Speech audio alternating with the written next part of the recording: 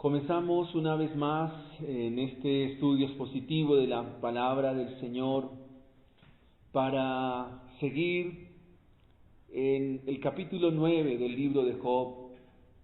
Ya nuestros hermanos han leído este capítulo y a manera de introducción quiero decir que Martín Lutero, haciendo un ensayo de teología con respecto al sufrimiento basado en el libro de los Salmos, titula así su ensayo: El sufrimiento es nuestro predicador y maestro. Así titula el ensayo de teología el gran reformador Martín Lutero. ¿Por qué titula de esta manera su ensayo? El sufrimiento es nuestro predicador y maestro. Porque él menciona que el sufrimiento como predicador y maestro nos hace humildes. El sufrimiento como predicador y maestro nos hace sencillos, nos hace agradecidos. Pero también el sufrimiento como maestro, como predicador, nos enseña de nuestro pecado. Pero al mismo tiempo y mayoritariamente, el sufrimiento como predicador, como maestro, nos enseña de quién es Dios, que es lo más importante. De hecho, alguien resumió que la vida cristiana consiste en conocer al Dios vivo y al Dios verdadero y a su Hijo Jesucristo, a quien Él ha enviado, sustentado esto en Juan 17, versículo 3. En el capítulo de la tarde de hoy se nos va a mencionar quién es el omnipotente Dios de los cielos. ¿Quién es el omnipotente Dios? Y cómo este Dios es incomparable. Y ese es el título del sermón: el omnipotente e incomparable Dios. Desde el versículo 1 hasta el versículo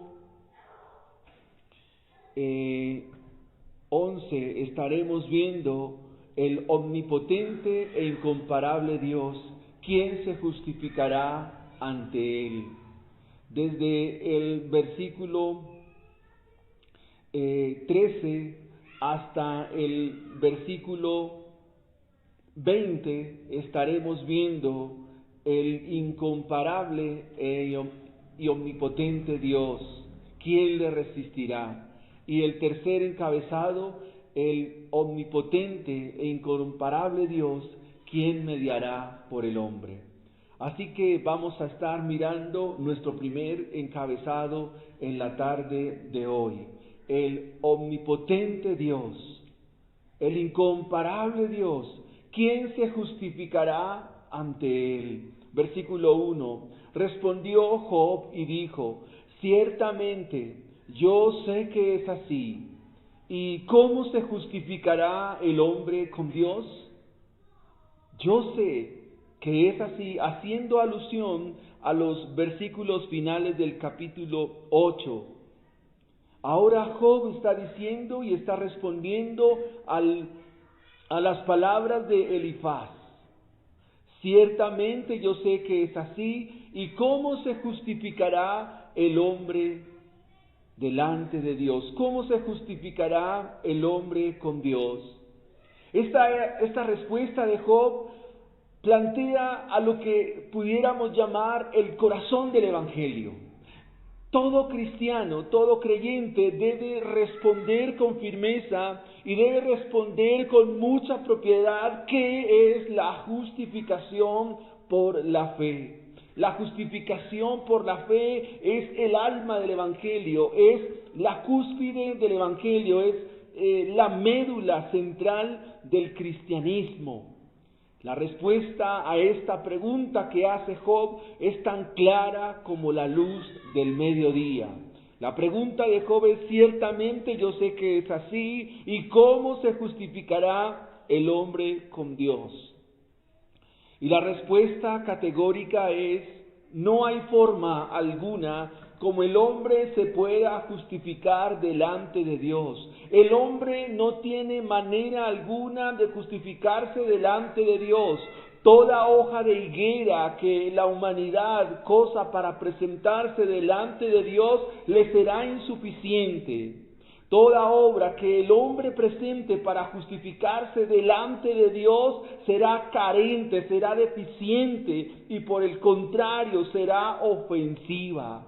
¿Cómo el hombre puede pretender presentarse delante de Dios con sus obras cuando la Biblia nos enseña que sus obras no son más que trapos de inmundicia?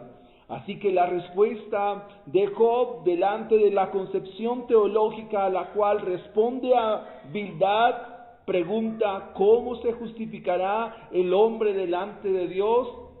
Y la respuesta a la luz de toda la revelación es no hay manera como el hombre pueda justificarse delante de Dios. El Salmo 130, versículos 3 al 4 dice: Jehová, si mirares los pecados, ¿quién, oh Señor, podrá mantenerse? El salmista dice: Jehová, si mirares los pecados de todos los seres humanos, ¿quién pudiera levantarse para justificarse?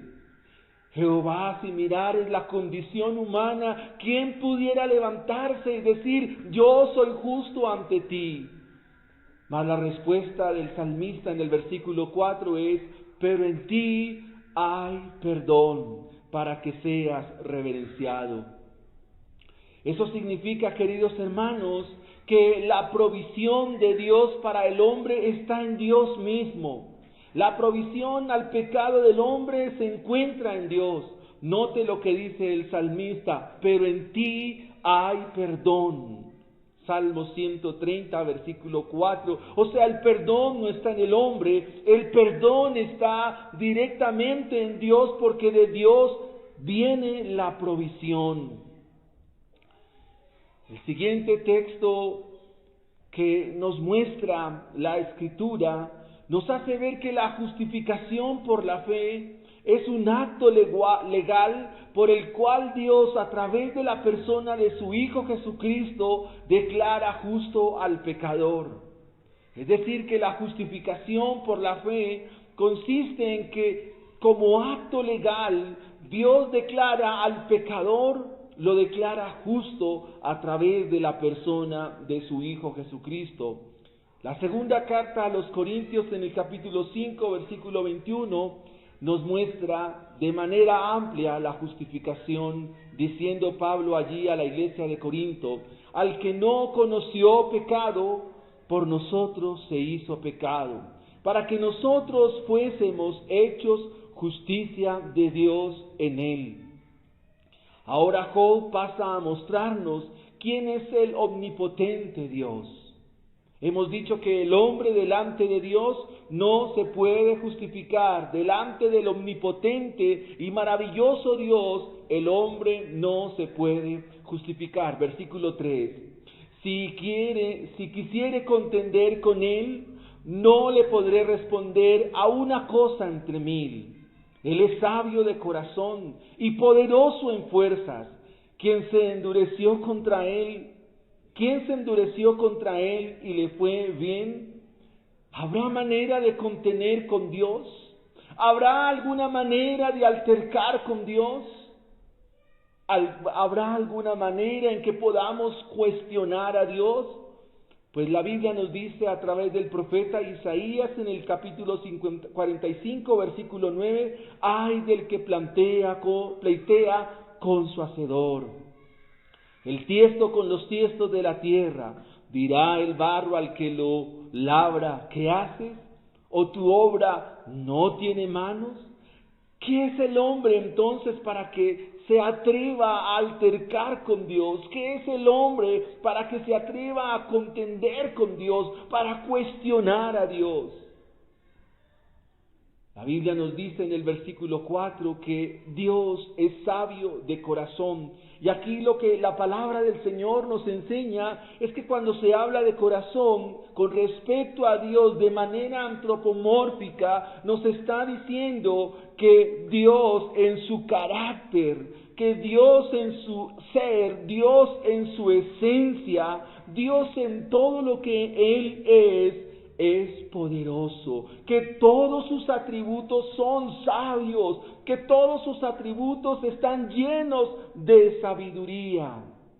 Es decir, que todo el ser de Dios es como tal evidencia o muestra o enseña de su sabiduría.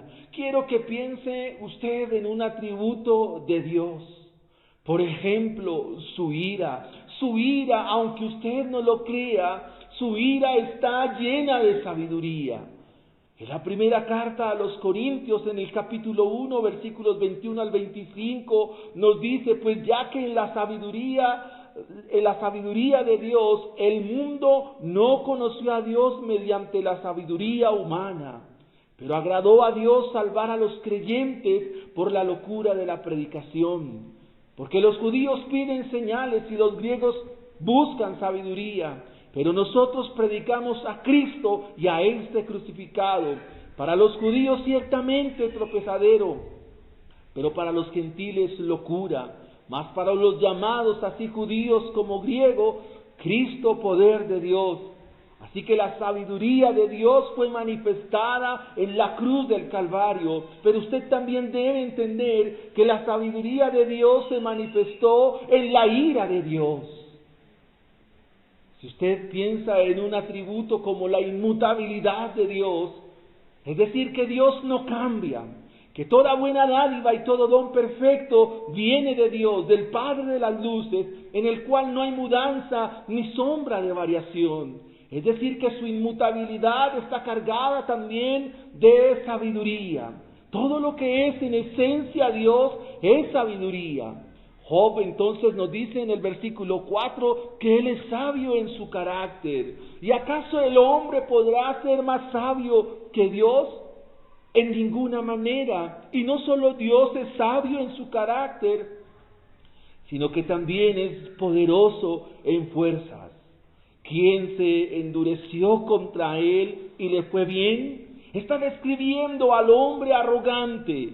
A Dios se le conoce como aquel que es poderoso en batalla. Se le conoce como Jehová Chabaot, el Dios de los ejércitos. ¿Quién podrá enfrentarse a él? ¿Quién podrá endurecerse contra él y que le vaya bien? Pues eso solo lo hará el corazón obstinado, solo lo hará el corazón rebelde, el corazón contumaz, el corazón soberbio, el corazón arrogante. Pensará enfrentarse a Dios, pero finalmente estará perdido. Isaías 40:22 dice que el Dios al cual nosotros servimos y el Dios al cual nosotros adoramos es el Dios que está sentado en el círculo de la tierra, que los habitantes delante de Él son como langostas, que Él extiende los cielos como una cortina, que los despliega de un lado al otro, que Él recoge con 3 dedos el polvo de la tierra y en el hueco de su mano esconde las aguas de la mar. ¿Quién podrá enfrentarse a Él y salir victorioso? ¿Quién de nosotros pudiera enfrentarse a Dios y salir avante? Pues eso no es más que la necedad y la arrogancia del ser humano. El Salmo 62, versículo 10 dice, por cierto, vanidad son los hijos de los hombres, mentira los hijos de varón, pesándolos a todo igualmente en balanza, son menos que la nada. La Biblia nos presenta ejemplos de hombres que se enfrentaron a Dios, que lo desafiaron. ¿Y cuál fue el resultado? La pérdida. El capítulo 5 del libro del Éxodo nos registra a un hombre, al faraón, que cuando Moisés y Aarón van delante de él a solicitar que deje ir a Israel, la palabra de arrogancia del faraón fue, ¿y quién es Jehová para que le haga caso? No conozco a tal Dios. ¿Y quién es Jehová? Pues ese Dios a quien está desafiando terminará quitándole la vida a su primogénito. Este es el resultado de todo aquel que se atreve a enfrentarse delante de Dios. ¿Cuántos personajes en la historia se han levantado con su orgullo y su arrogancia contra Dios? ¿Y cuál ha sido su fin? Mateo capítulo 21, versículo 44 dice: y el que caiga sobre esta piedra será hecho pedazos, pero sobre quien ella caiga lo esparcirá como polvo. Es decir, que quien se atreve a enfrentarse a Dios terminará perdido. Habrá personas que pensar de esta manera los llevará a la más grande de las tragedias, a las más grandes miserias, a las más grandes de las ruinas. Cuando despierten, se encontrarán en el infierno devastadas. No encontrarán agua para sus ojos, no encontrarán agua para satisfacer su gemir, y dirán: oh no, aquí no, ten piedad de mí. Otro grupo de los que estarán en el infierno estarán diciendo: ¿cómo te atreves a ponerme aquí? Y crujirán sus dientes y llorarán eternamente. A esto se le llama el lloro y el crujir de dientes.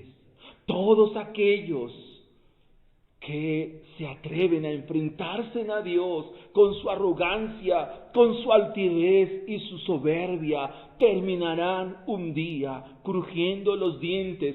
Todo aquel que se burla del Evangelio, todo aquel que desprecia el camino de salvación, aquel que aborrece el cristianismo, un día será aborrecido en las miserias eternas. Job capítulo 9 versículo 5 dice que él arranca los montes con furor y no saben quién los trastornó. Él remueve la tierra de su lugar y hace temblar sus columnas. Él manda el sol y no sale, y sella las estrellas. Él solo extendió los cielos y anda sobre las olas del mar.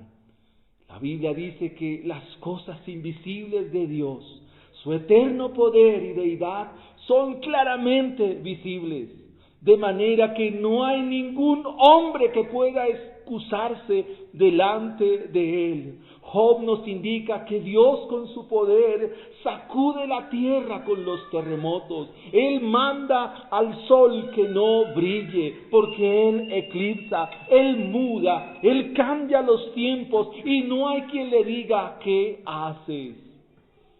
Sin embargo, todos aquellos que vienen ante Él, todos aquellos que han venido a refugiarse delante de Él, aunque estén en las cuartas vigilias de la noche, aunque estén atravesando sus vidas por las olas del mar, Él se aparecerá caminando sobre las olas del mar.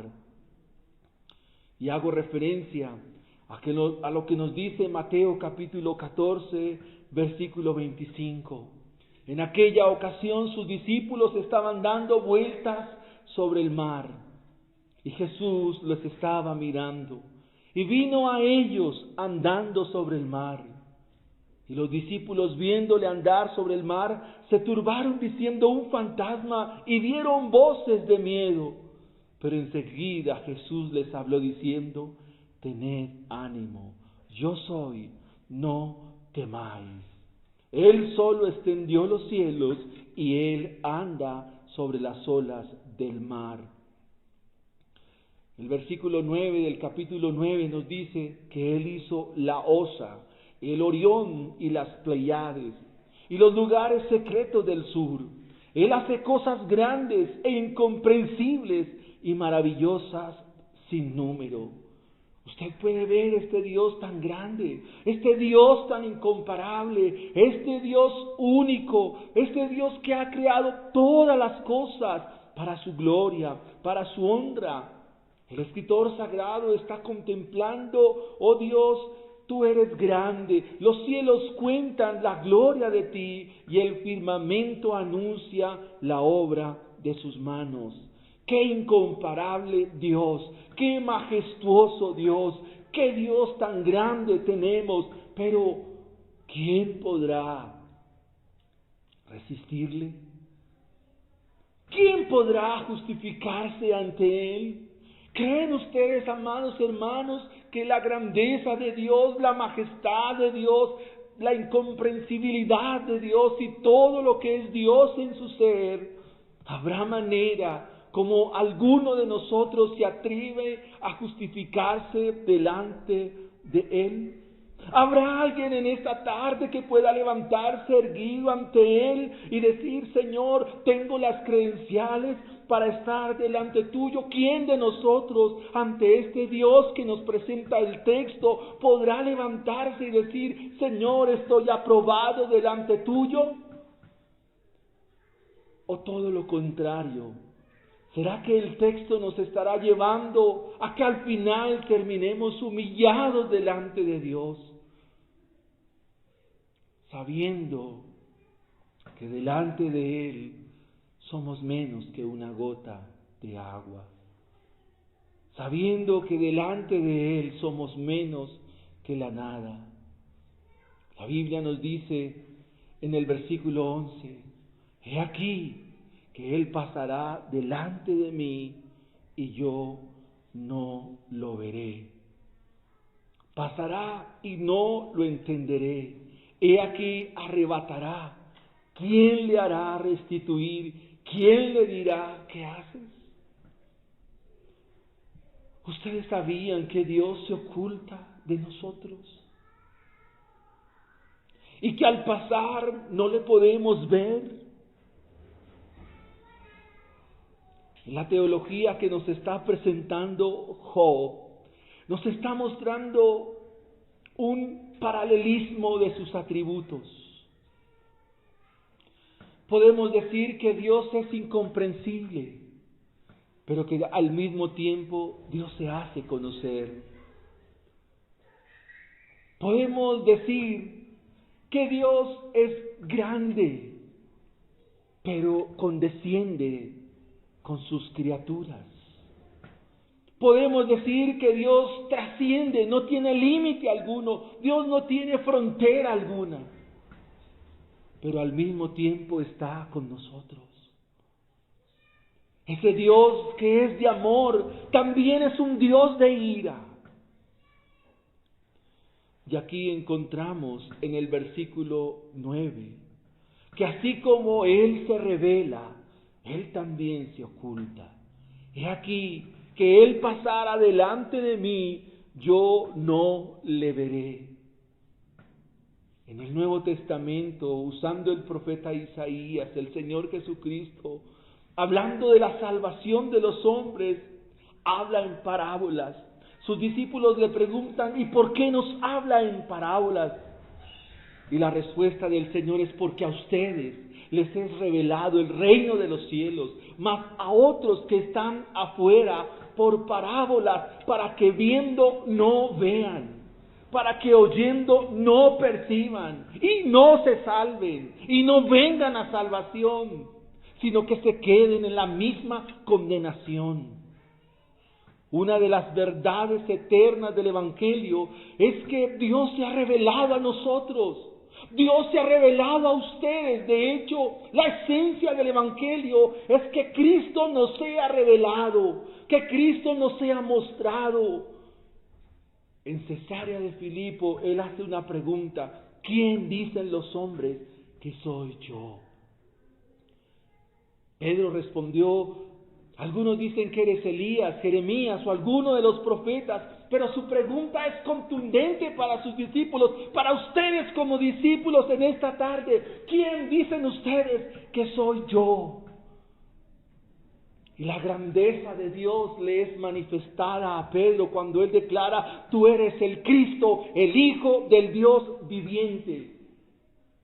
El Señor dice: bienaventurado Simón, hijo de Jonás, porque no te lo reveló ni sangre ni carne, sino mi Padre que está en los cielos.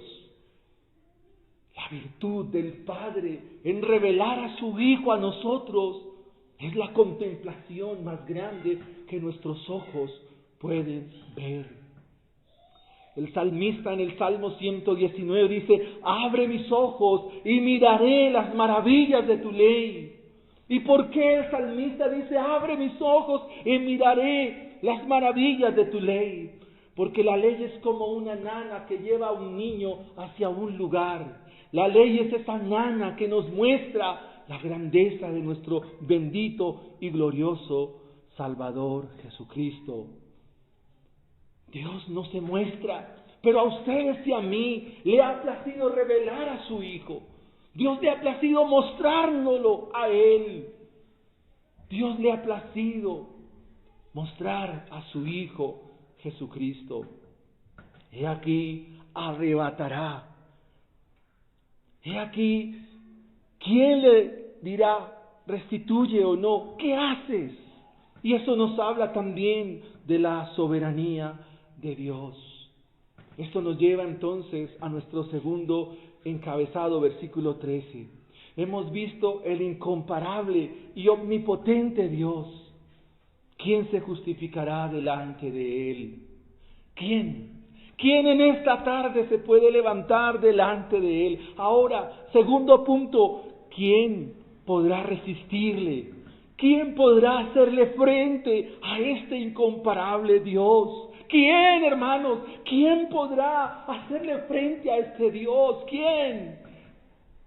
¿Quién de ustedes puede levantarse en la tarde de hoy a hacerle resistencia a este Dios? Versículo 13, Dios no volverá atrás su ira. Debajo de Él se abaten los que ayudan a los soberbios. Hermanos, los profetas hebreos lloraban, se humillaban en el polvo cuando tenían que escribir de la ira de Dios. Los profetas hebreos lloraban porque tenían que escribir ante la inspiración divina que Dios iba a consumir a su pueblo. Profetas como Joel, profetas como Amós, y entre otros, cada vez que escribían del día del Señor, espantoso y terrible, lloraban delante de Él. ¿Y por qué lloraban? Porque ellos sabían que su ira no tiene vuelta atrás, que nosotros debemos temblar y llenarnos de miedo, porque ¿quién podrá temer? ¿Quién podrá levantarse ante Dios si su ira no es quitada? Cuando Dios dijo en Génesis que iba a destruir la tierra, es porque así fue, hermanos. Dios destruyó la tierra. Abraham neciamente pregunta, Señor, si hay un justo en Sodoma, ¿no destruirá Sodoma? Pero la Biblia nos muestra que sí había un justo y Dios lo sacó, pero que finalmente Sodoma, Gomorra y las ciudades vecinas sucumbieron ante la ira de nuestro Dios. No podemos retardar sus promesas, no podemos retardar y tener en poco las palabras de Dios. Dios dice que derramará de su ira, porque Él no refrena, no volverá atrás su ira, y debajo de Él abatirá a los que se apoyan en los soberbios. Versículo 14, ¿cuánto menos le responderé yo? Y hablaré con Él palabras escogidas. O sea, si es un Dios que no refrena su ira, un Dios que aplasta a los soberbios, ¿quiénes somos nosotros? ¿Quiénes somos ante Dios? Ahora Job dice en el versículo 15, aunque fuese yo justo, no respondería. Antes habría de rogar a mi juez. Con su poder arrebata sin que nadie lo haga desistir. No hay nadie que le pregunte por qué. Él es implacable en poder. Nadie le puede resistir. Nadie le puede detener. ¿Quién puede enfrentársele a Dios? ¿Quién puede oponerse a Dios? Su poder es majestuoso. Su juicio es cabal. Rectos son sus caminos. Así que es probable que el deseo de Job sea presentarse ante Dios, pero él sabe que ante Dios, en medio de su sufrimiento, en medio de su tragedia y lo que está viviendo, será imposible presentar querella. Versículo 16, si yo le invocare y él me respondiese, aún no creeré que haya escuchado mi voz. ¿Por qué el temor está inundando a Job? Porque Job sabe que ante su sufrimiento lo único que le queda es resguardarse, refugiarse en este Dios. Muchas veces en los momentos difíciles, cuando invocamos a Dios, en esos momentos es donde Dios guarda silencio. El sufrimiento es provisión de Dios para dar a sus hijos lecciones de su amor. Sin embargo, no necesariamente Dios responde en el momento que tú lo invoques. Dios va a responder a Job, sí, al punto que Job quedará maravillado, pero será a su debido tiempo. De igual manera con nosotros ante el sufrimiento y la adversidad, Dios responderá y dará respuestas de tal manera que quedaremos maravillados. El Salmo 34 dice, busqué a Jehová y Él me oyó y me libró de todos mis temores. Los que miraron a Él fueron alumbrados y sus rostros no fueron avergonzados. Este pobre clamó y le oyó Jehová y lo libró de todas sus angustias. Cuando se vive continuamente la religiosidad al estilo de Judá, al estilo de Israel, es probable que Dios nos diga, no los vamos a escuchar. Isaías capítulo 1, versículos 10 al 15, haciendo un contraste en quienes a Dios no escucha, dice estas palabras, príncipes de Sodoma, oíd la palabra de Jehová. Escuchad la ley de nuestro Dios, pueblo de Gomorra. ¿Para qué me sirve, dice Jehová, la multitud de vuestros sacrificios? Hastiado estoy de holocaustos, de carneros y de cebo de animales gordos. No quiero sangre de bueyes, ni de ovejas, ni de machos cabríos. ¿Quién demanda esto de vuestras manos? Cuando extendáis vuestras manos para presentaros delante de mis atrios, no los escucharé. No me traigáis más vana ofrenda. El convocar asambleas no lo puedo resistir. Son iniquidad vuestras fiestas solemnes, vuestras lunas nuevas, vuestras fiestas solemnes, vuestras fiestas de reposo, las tiene aborrecidas mi alma, me son gravosas, cansado estoy de soportarlas. Cuando extendáis vuestras manos, yo esconderé de vosotros mis ojos. Asimismo, cuando ustedes multipliquen la oración, yo no oiré. Llenas están de sangre vuestras manos y cargadas de maldad. Dios no escucha a los religiosos, a menos que su corazón se vuelva hacia Dios. Versículo 17. Porque me ha quebrantado con tempestad y ha aumentado mis heridas sin causa. No me ha concedido que tome aliento, sino que me haya llenado de amarguras. Versículo 19. Si habláremos de su potencia, por cierto es fuerte. Si de juicio, ¿quién me emplazará? Job sabe que todo esto es por la mano de Dios, pero que finalmente esto tendrá un propósito. Cada día la vida de Job es llena de amargura. Su aliento es cada día reducido, es mínimo y se envuelve en la amargura de su corazón. Job contempla el deseo de defenderse en un pleito delante de Dios para afirmar oficialmente que él es inocente. Sin embargo, es tendiente a ser un escéptico. Dijo que que él es justo e inocente, pero todavía no puede clarificar realmente, porque al contemplar a Dios, todas nuestras inquietudes, todos nuestros pensamientos y todas nuestras presuposiciones quedan reducidos a la nada. Versículo 20.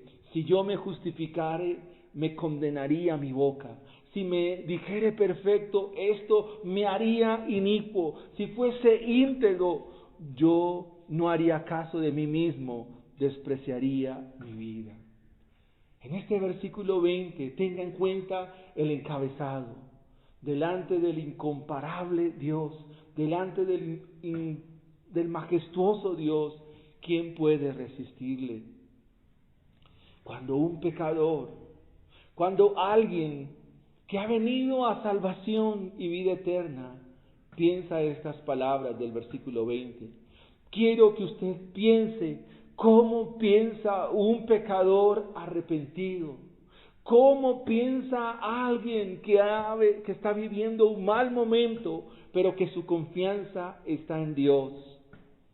Mire lo que dice el versículo 20 una vez más. Yo no me puedo justificar. ¿Y por qué no me puedo justificar? Porque sencillamente estoy condenado. Así piensa un pecador que está arrepentido. Si me veo perfecto, lo único que soy es inicuo, o sea, nunca nos vamos a ver perfectos. Si observamos nuestra integridad, ¿a qué conclusión llegamos? No sirve. Repito, si yo me pudiera justificar, ¿qué digo? No, yo que me voy a justificar, estoy condenado. Si yo me veo perfecto, ¿qué digo? No, yo no soy perfecto, yo lo que soy es un inicuo, soy un pecador. Si observo mi integridad, ¿qué puedo decir? No, mi integridad no sirve. Conclusión, mi vida es despreciable. Por eso estoy de acuerdo con Lutero, porque el sufrimiento usado por Dios como predicador y maestro nos muestra a los pecadores que somos. La pregunta es, ¿qué dice toda la Biblia al respecto? Quisiera que por un momento mirara Romanos capítulo 7, versículo 21. Así que queriendo yo hacer el bien, hallo esta ley, que el mal está en mí. Porque según el hombre interior me deleito en la ley de Dios. Pero veo otra ley en mis miembros, que se revela contra la ley de mi mente, y que me lleva cautivo a la ley del pecado que está en mis miembros. Miserable de mí, ¿quién me librará de este cuerpo de muerte? Mas gracias doy a Dios por Jesucristo, Señor nuestro. Así que yo mismo con la mente sirvo a la ley de Dios, mas con la carne a la ley del pecado. Job nos está diciendo que todos nosotros estamos vendidos al pecado. Y esa es una ley inexorable de las Sagradas Escrituras. Por eso, ¿quién podrá resistirle? ¿Quién podrá justificarse delante de Él? Y esto nos lleva a nuestro tercer y último encabezado. El incomparable y omnipotente Dios. ¿Quién mediará por el hombre? ¿Quién mediará por nosotros si estamos perdidos? Estamos imposibilitados. ¿Quién mediará por nosotros si nosotros no podemos? ¿Quién mediará, amados hermanos, por nosotros si la Biblia nos ha descrito como hombres y mujeres incapaces de acercarnos a Dios? Incapaces, no podemos. No podemos. Estamos perdidos. Sin embargo, Job en la tarde de hoy nos presenta una esperanza. Versículo 22. Una cosa resta que yo diga: al perfecto y al impío, Él los consume. Si azote mata de repente, se ríe del sufrimiento de los inocentes. Versículo 24. La tierra es entregada en manos de los impíos, y Él cubre el rostro de sus jueces. Si no es Él, ¿quién es? ¿Dónde está? Quiero que usted preste atención a lo que la Biblia dice. Este es un aspecto de la soberanía divina. Si usted mira con atención el versículo 24, dice que la tierra es entregada en manos de los impíos y que Él cubre el rostro de sus jueces. ¿Para qué? En un país como el nuestro, Colombia, un país sujeto al poder de los maldados, de los malos, Él pone un velo en el rostro de sus jueces. ¿Y para qué Él vela el rostro de sus jueces? Porque aún Dios, en medio del mal, tiene un propósito. Quisiera que por un momento pudiéramos contemplar el bien y el mal. Job dice, mis días han sido más raudos que un correo. Se han ido sin ver dicha. No sé hasta dónde usted por fe pueda comprender esto, pero nuestro país tan corrupto, aún Dios vela los ojos de los jueces. ¿Eso qué significa? Que aún Dios, un bar que permite que se ponga, por medio de ese lugar Dios tiene un propósito. Aún Dios, por medio de la maldad en ella, Dios tiene un propósito. Dios permite todo para su gloria, y a esto se le llama la teodicea divina. Es decir, que Dios permite que la humanidad experimente mal y que viva en el mal, porque al final Él tiene un propósito. Él es presciente y conoce todas las cosas de antemano. Así que este es nuestro Dios, pero vuelvo a mi pregunta central de este punto: ¿quién puede justificarse delante de Él? ¿Quién puede resistirle? Y aún, ¿quién puede mediar por el hombre? Versículo 25, mis días son ligeros, mis días pasan.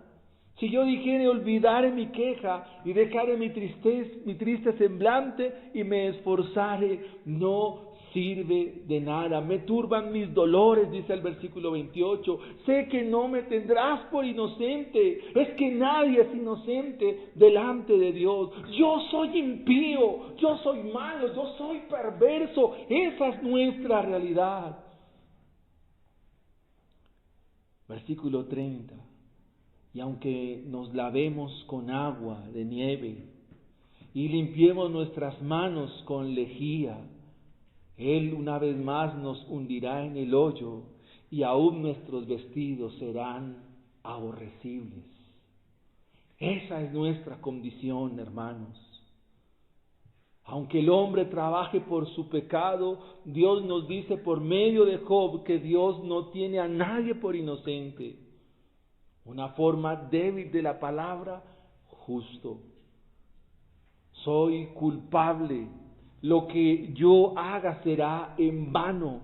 El hombre puede limpiarse, puede lavar sus manos, pero será hundido en el hoyo, pero será visto de su lodo, que aún su ropa se tornará en abominación. Lo que Job está pronunciando allí es la ineficacia del hombre. Lo que Job está mostrando es que el hombre en sí mismo es insuficiente. Y Job se apoya en una metáfora. El hoyo es usado en la Biblia para dar a comprender que el hombre, por más que se limpie, siempre va a ser sucio, siempre estará caminando en lodo cenagoso. Este es el pensamiento, repito, de aquel que ha sido redimido por Dios. Aquel que ha sido redimido y alcanzado por Dios siempre se va a ver mal delante de Dios. Nunca estará viendo sus propósitos, nunca estará viendo sus logros. Siempre estará mirando cuán sucio y cuán maloliente es delante de Dios. Un creyente jamás se va a ver mejor. Siempre va a querer necesitar de alguien superior que pueda mediar continuamente por él. Versículo 32. Porque no es hombre como yo, para que yo le responda y vengamos juntamente a juicio. Entonces hablaré y no le temeré, porque en este estado no estoy en mí. ¿Quién es Dios entonces? La Biblia nos dice que Dios no es hombre como nosotros.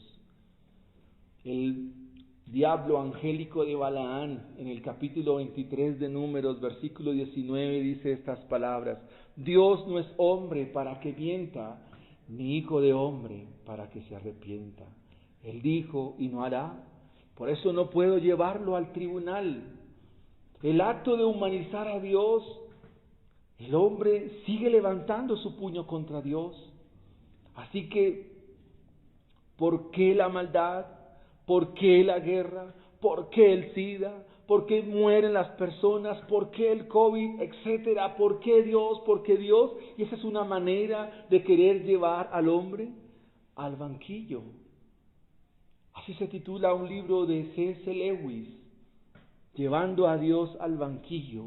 Pero es que a Dios nadie lo puede llevar al banquillo, porque la conclusión que Dios nos da a través de las Sagradas Escrituras es que el hombre es una criatura delante de Él. Volvamos a la pregunta una vez más del versículo 33.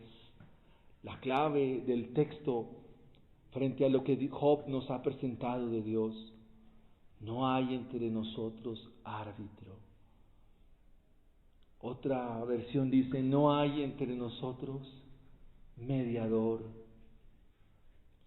que ponga su mano sobre nosotros dos, que quite de sobre mí su vara y su terror no me espante. ¿Qué pudiéramos decirle a Job en la tarde de hoy, amados hermanos?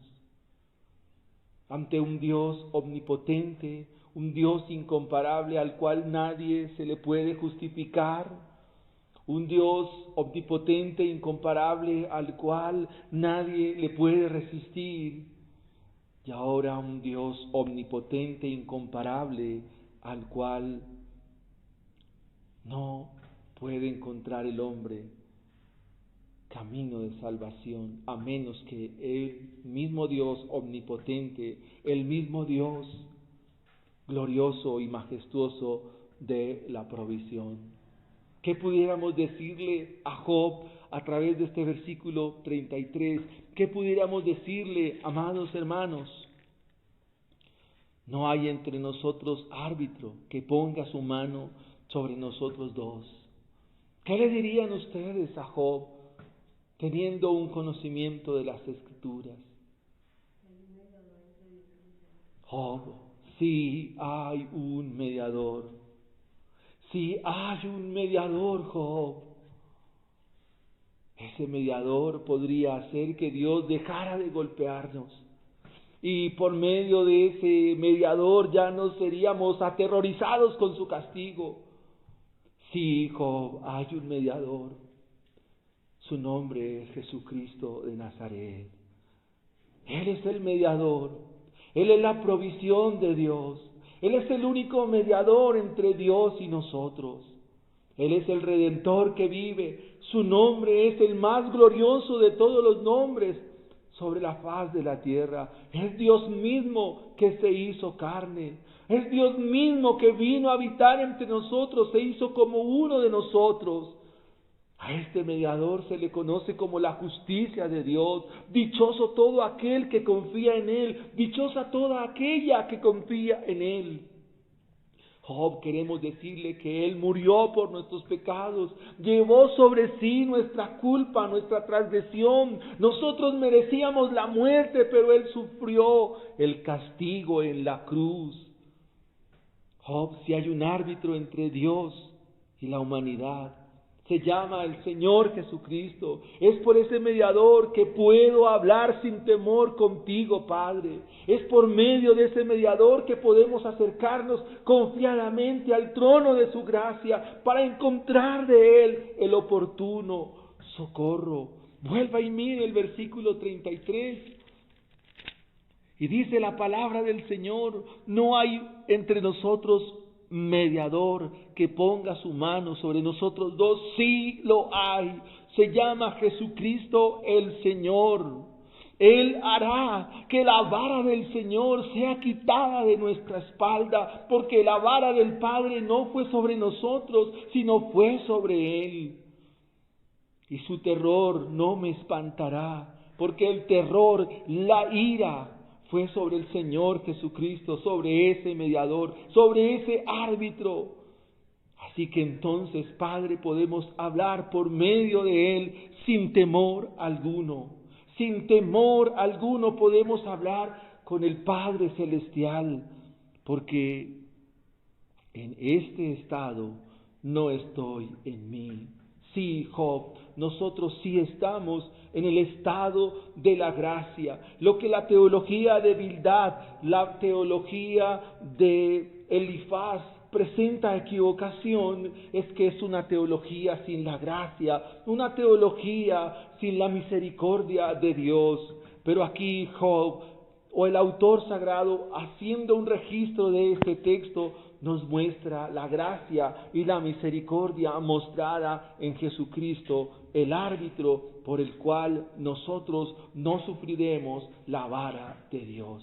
Usted, si cree en Él, no sufrirá la vara de Dios. Si pone su confianza en Él, no sufrirá el espanto, el terror de Dios, y su vida no estará cargada de temor. El libro de los Hechos, en el capítulo 2, versículos 40 en adelante, dice así.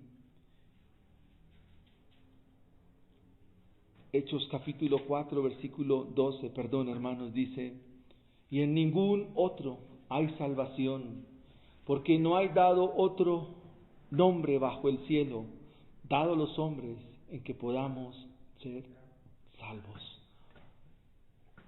Cristo es el árbitro, la provisión de Dios para mediar, para reconciliarnos con el Padre. Es por medio de Él, por la fe en Él, que podemos, amados hermanos, ser justificados delante de Él. No hay otra manera, no hay otra forma, no hay otro método. La forma es de Dios, la provisión es de Dios. Dios envió a su Hijo Jesucristo para que por medio de Él nosotros seamos reconciliados.